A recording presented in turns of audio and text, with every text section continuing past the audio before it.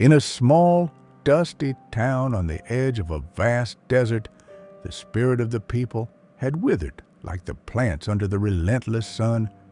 Years of drought had taken their toll.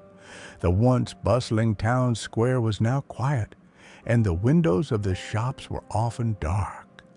The community, once known for its vibrant festivals and close-knit families, had retreated into the shade of their homes, their hopes as parched as the land.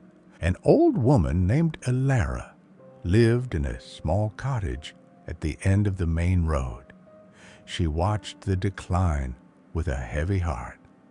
One morning, instead of sighing at the cracked earth in her garden, she carried a bucket of water, precious water she had saved from her weekly ration, and poured it onto the roots of a single ancient and brittle olive tree that stood in the center of the town square.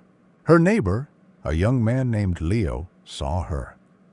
"Elara," he said, his voice tired. "Why? That old tree is dead. It hasn't borne fruit in a decade. You're wasting your water."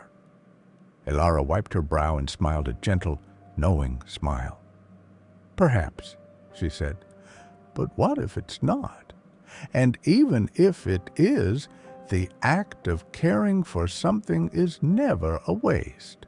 The next day, she did it again, and the day after that. Leo watched her, first with pity, then with curiosity.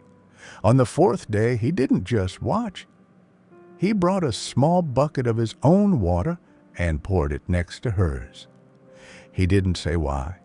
Maybe he just didn't want her to be alone in her foolishness. A little girl named Mina, on her way to school, saw the old woman and the young man watering the dead tree. Intrigued, she started bringing a cup of water each day. Then the shopkeeper, Mr. Gable, saw the three of them. He felt a strange tug in his chest. The next morning, a small, slow procession of people began to form, each carrying a vessel of their most precious resource. They weren't just watering a tree anymore. They were gathering. They started talking. They shared their worries, but also their memories of what the town used to be.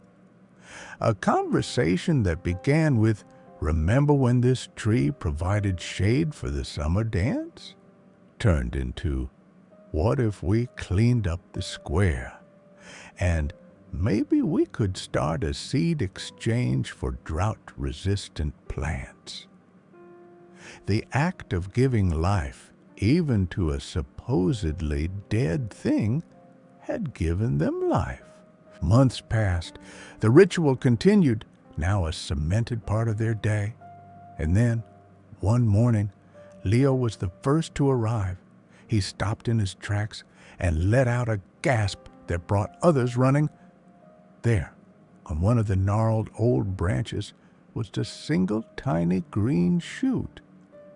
It wasn't just a sign of life for the tree, it was a symbol.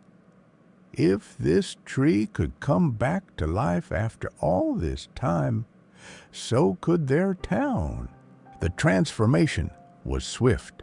Inspired, the community cleared the square, repainted the faded buildings, and started a collective garden using rainwater harvesting techniques they learned together. The town didn't just return to what it was, it became something new, more resilient, more united, and more beautiful than before. Years later, under the lush green canopy of the magnificent olive tree, now heavy with fruit, Elara sat with a young child on her knee. "Why did you start watering the tree, Grandma?" the child asked. Elara looked out at the thriving town square, filled with laughing people and bustling shops. "Because, my dear," she said softly, I couldn't water the entire desert, but I could water this one tree. I learned that you don't need to fix everything to change everything. You just need to start where you stand with what you have.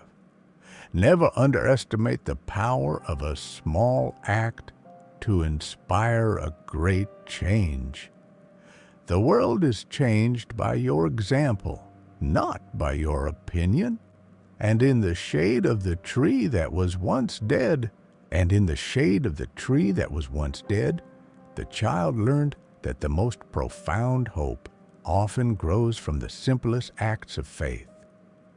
If this story touched you, remember, you don't need to fix the whole world to make a difference. You just need to start with one act today. What's one small act of kindness you can start with? Share it in the comments. Your idea might be the spark someone else needs.